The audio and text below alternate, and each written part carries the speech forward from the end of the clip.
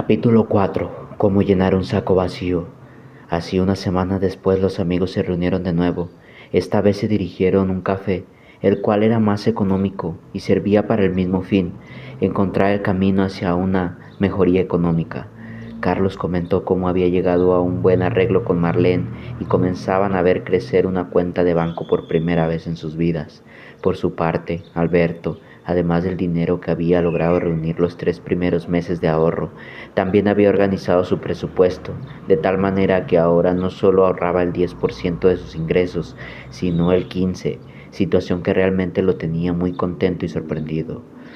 Todos estos años, dijo, me la pasé quejándome de que no me alcanzaba para nada, y ahora que veo cómo cada mes sube mi cuenta bancaria, apenas puedo creerlo. Yo siempre evité hablar con Marlene sobre dinero, añadió Carlos, y ahora hasta reñimos menos, pues hemos aprendido a organizarnos antes de tomar cualquier decisión. Julio los miraba sonriente al ver los resultados de los consejos que le había dado a sus dos viejos amigos. Ahora que han aprendido a controlar sus gastos y ahorrar, comprobarán que ese antiguo proverbio que dice dinero llama dinero es totalmente cierto. ¿Por qué lo dices?, cuestionó Carlos.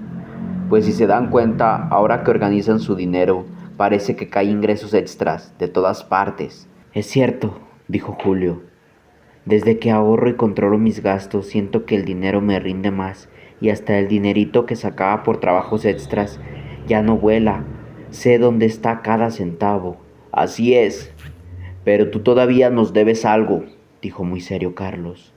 Julio los miró sorprendido. No nos has platicado el resto de tu historia.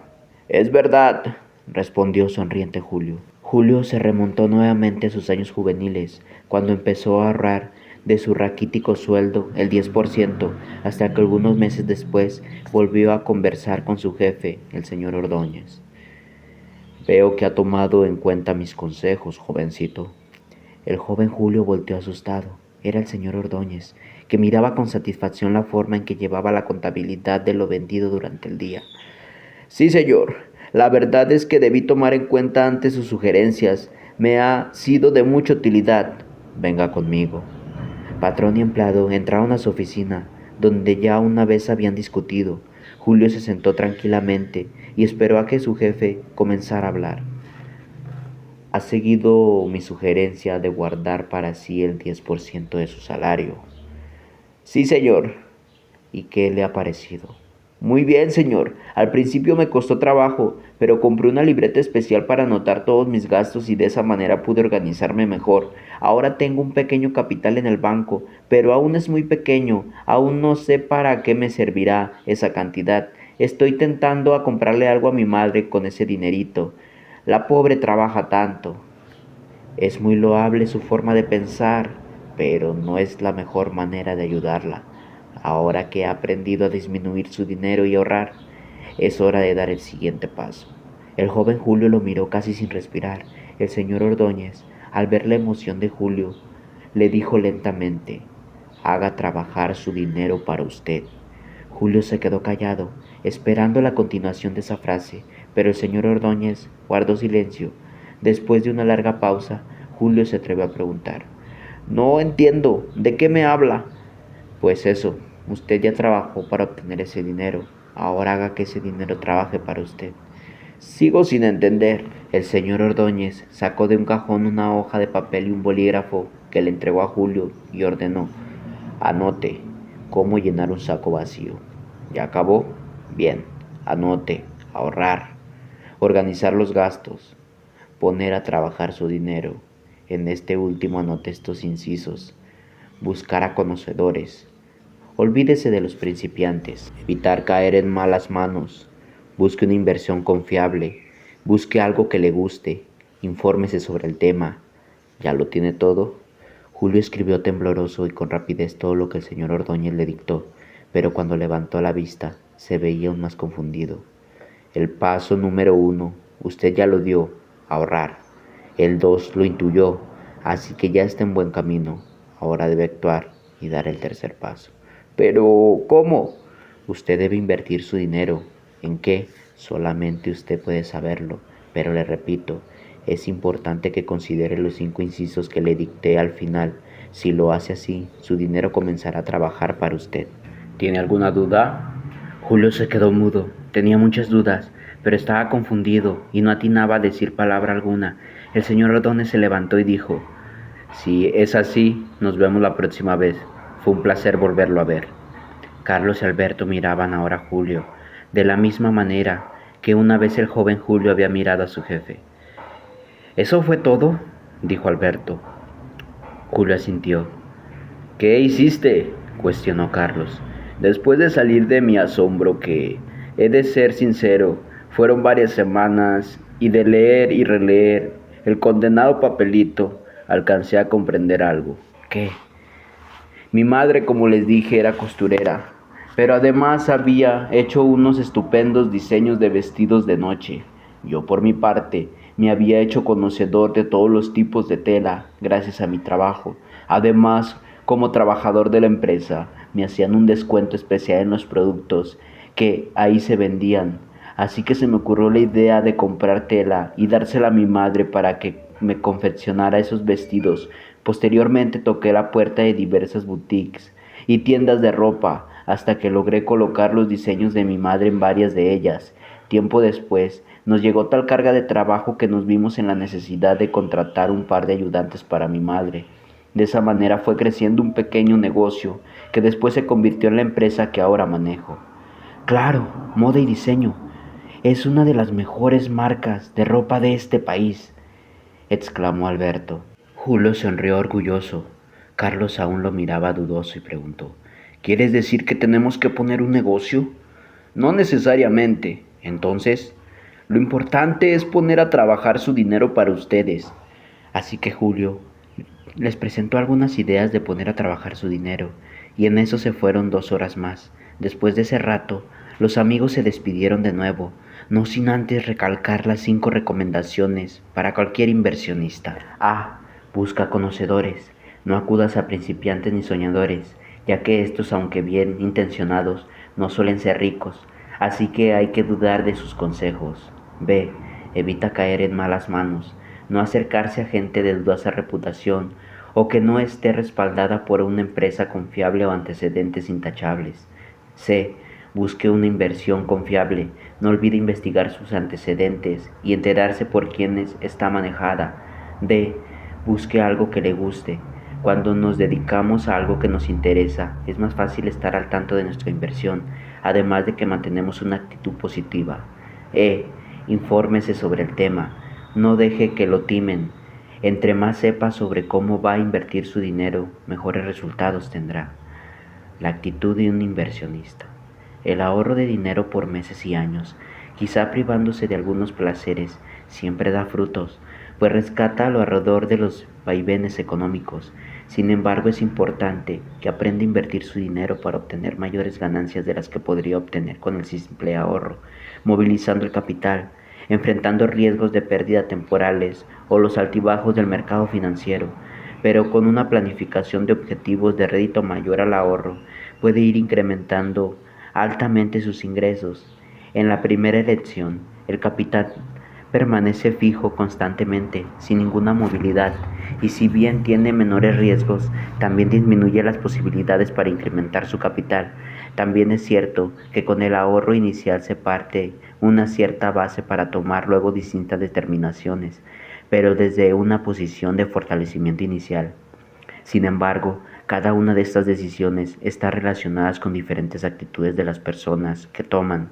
Si se ahorra el dinero, aunque sigue siendo el mismo, adquirirá un carácter acumulativo que puede obtener intereses o dividendos. En cambio, la inversión puede disminuir o aumentar, dependiendo de las decisiones que se tomen o dónde se decide invertir ese dinero. Las personas que eligen ahorrar su dinero suelen hacerlo de las siguientes formas: cuentas de ahorro en los bancos, plazos fijos, letras u otro tipo de operaciones que respeten su capital inicial y no lo pongan en riesgo. Este sistema, aunque puede dar algunos rendimientos, dependiendo del plazo y de la tasa de interés, casi siempre hace que el capital inicial disminuya debido a los pagos que se tienen que hacer por cada movimiento que el titular haga en la cuenta bancaria, pero fundamentalmente el capital inicial no sufrirá cambios. Las operaciones de inversiones que se pueden realizar son muy variables e incluyen los siguientes ejemplos. Bonos. Son compromisos de pago que pueden brindarlos el Estado a largo plazo a su necesidad inmediata de dinero en efectivo.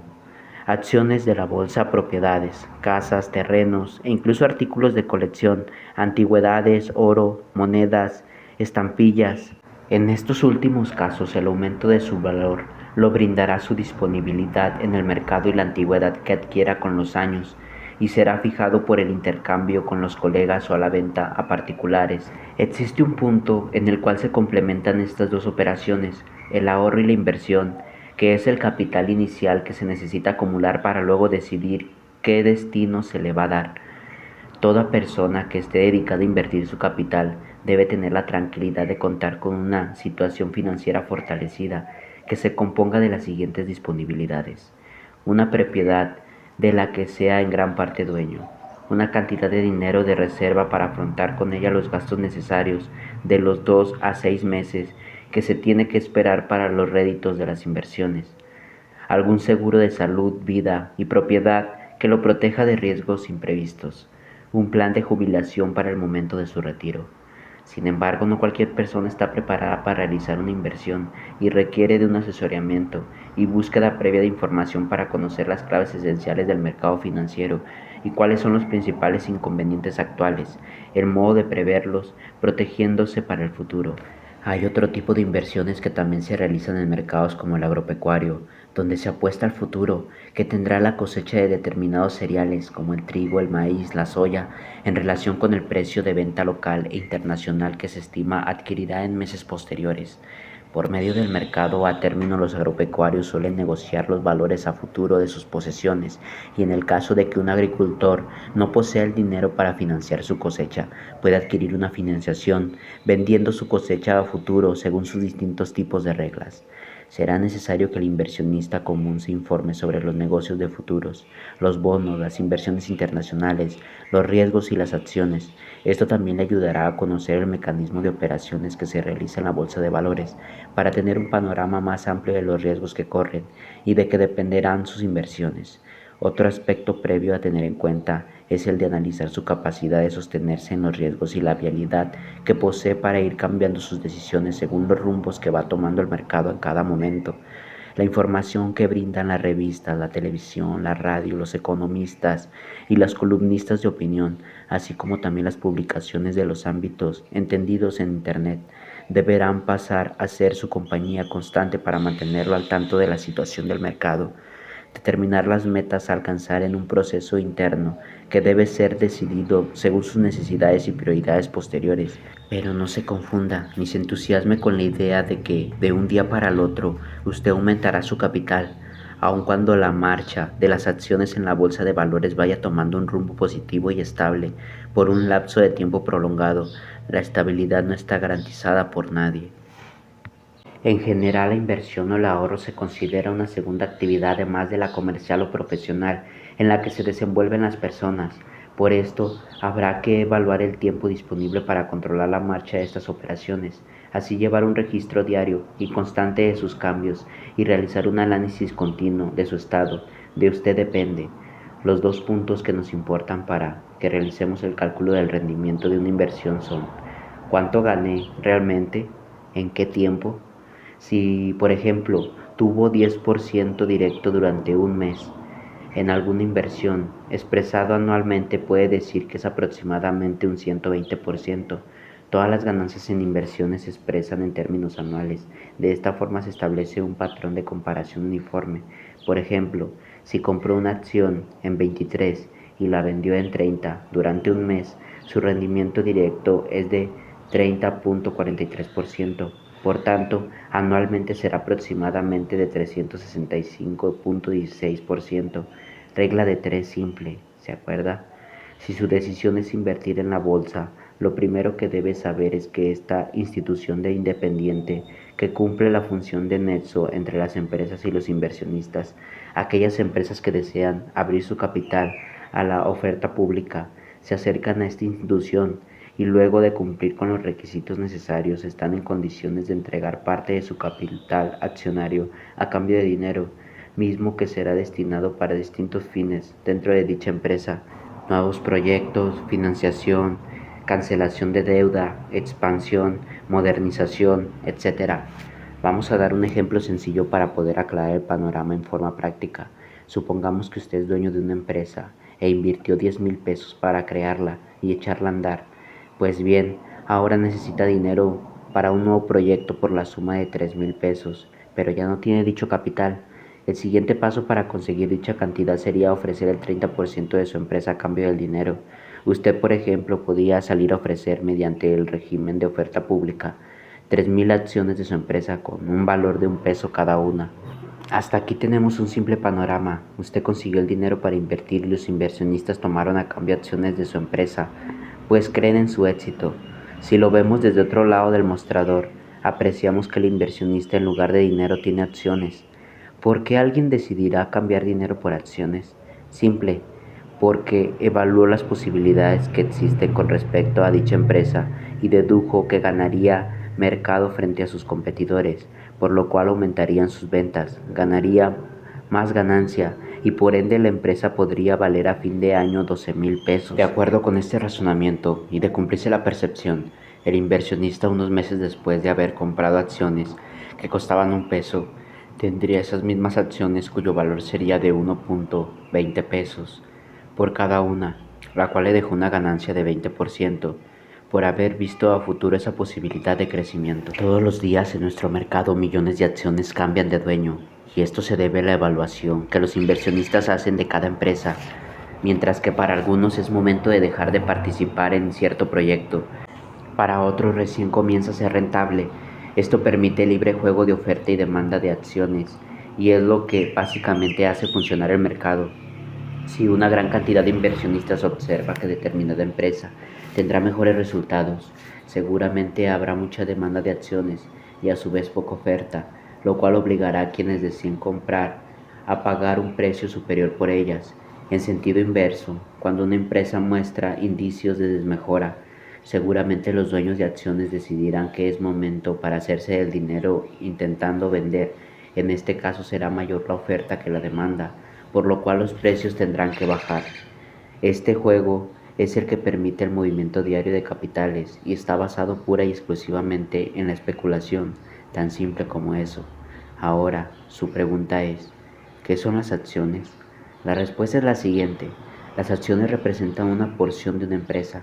El conjunto total de acciones de una empresa es su capital. Quien posee una acción de una empresa es dueño del porcentaje que esa acción representa de dicha empresa.